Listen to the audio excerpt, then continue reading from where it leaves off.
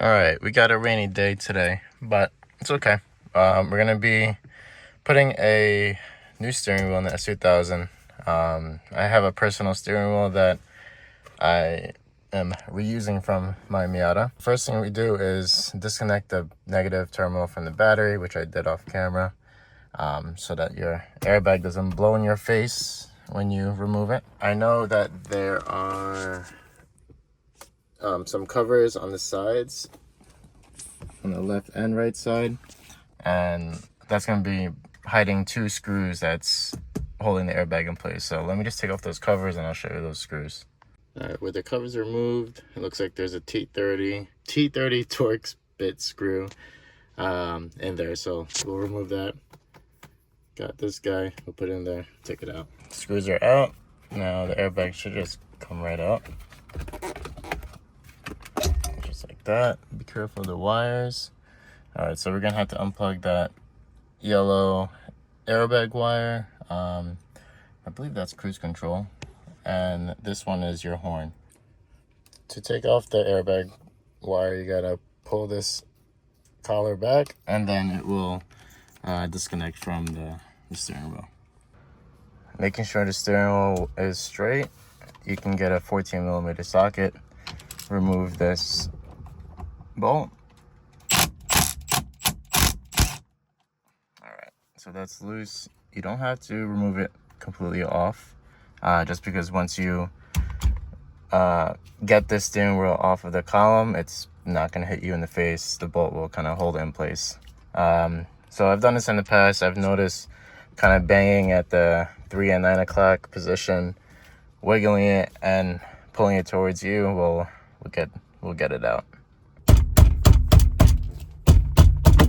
There you go. Take the screw out and it comes off. All right, so let's set up the quick release with the steering wheel. So this is that personal steering wheel I was talking about. I like this steering wheel a lot. I've used it on my past cars like the RSX, Evo, Miata. Like that's a picture from the Miata. Now S2000 comes with this. This goes into the hub. This connects to your steering wheel, and NRG sends out these rings with the package to, I guess, help make that connection. So there's a notch right here, that's your 12 o'clock position. You're gonna set this ring up, kind of having the tab at, let's say, like the 5 o'clock position or so. And now these holes should be able to line up with these holes. You got to also wire up the horn for the quick release. So I gotta get a different connection, but the ground wire, the black wire, is gonna go into the tab. This yellow wire, power wire, is gonna go in the back of this, I believe. So let's give it a shot, and hopefully it does work. All right, so I just took off the male connector on the ground and made it to a female, and now it's all connected. Like I said, that tab's gonna be in the 5 o'clock position.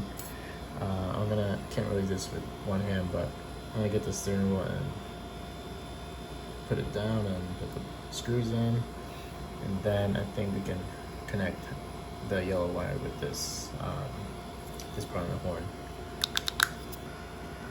Okay, you see how that ring is still inside there. We got the steering wheel bolted up. We got that power wire connected to the horn. Now we're just gonna line it up and press it in, and this part will be done. Steering wheel is off. With the Works Bell short hub, you're gonna be feeding the wires into this little hole, and it's nice that you get to keep the clock spring so that it keeps the install nice and clean. The only thing we gotta do is putting this hub on.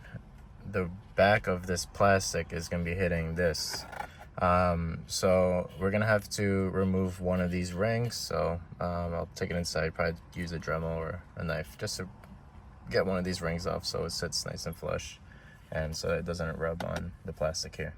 All right, so we took one ring off. Now it shouldn't make contact with the plastic. It should be better now. I think the cut's okay. Probably could use some sanding, but it's alright. The bolt is in. Now we can torque this down to, I believe it's 29 foot-pounds. Alright, with this ring on, this tab is gonna go into the quick release part, connecting to the ground. And then the yellow power wire should go into the original horn harness. So we'll connect those. We still gotta put the resistor for the airbag so that we don't get the SRS light. Hopefully we put the right one in. It came with a couple, so let me see which one fits. All right, so I figured it's gonna be this one with the female connectors. It's gonna go into those spades right there. I'll plug it in and maybe I'll just tape this together so it doesn't come off over time. With all connected, this is how we're looking. I got the quick release connected to the negative and also the horn, and just tuck away everything. So I'm gonna lose the cruise control, which is fine. I never use cruise control in any of my cars. We'll bolt this in and we'll go from there.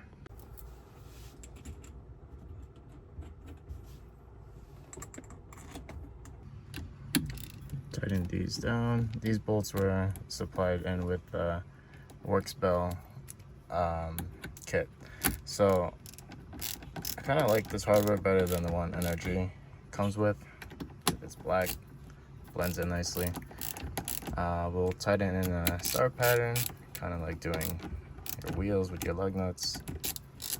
And we'll connect the battery and see if everything is working properly.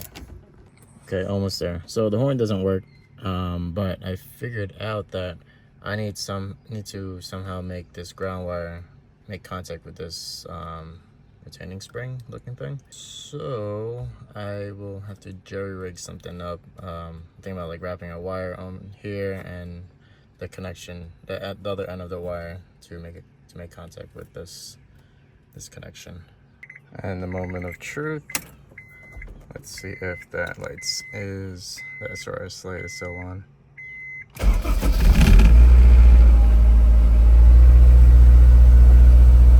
think we're good.